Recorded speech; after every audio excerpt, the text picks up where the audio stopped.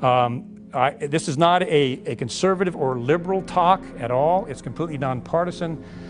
What I'm trying to do is bring people together under the United States Constitution, because what they want to do is they want to divide us and split us apart.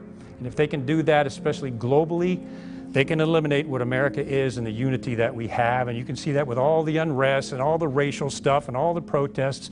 A lot of that is coming down from some of the globalist financiers that are financing some of these groups with the intent of dividing America. So I want everybody to understand that. Don't fall into that trap, because they're trying to split us up. And it comes from a global level.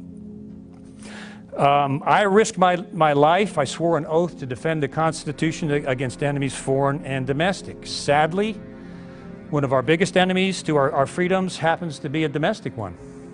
And it's coming from our own government. And that sounds shocking when you first say it. But when we get into some detail here and we actually prove it, you'll find out that it is indeed the truth. In a few years, we may no longer have a constitutional republic. Some people think that we already do not have a constitutional republic. And I, sadly, personally happen to be one of those.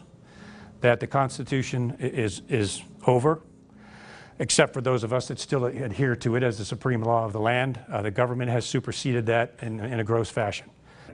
The unconstitutional power of government secrecy. I call it the tyranny of secrecy. Our government has such a powerful, large matrix system of secrecy that it has literally taken over our elected government in a very complex fashion. They've been doing this for almost 60 years, and they've got it perfected. The currency of the shadow government is the power of secrecy, fear, and intimidation.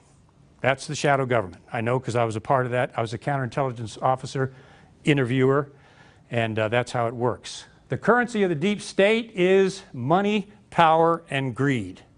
The Council on Foreign Relations in the beginning and the CIA had a direct established contract with the mainstream media.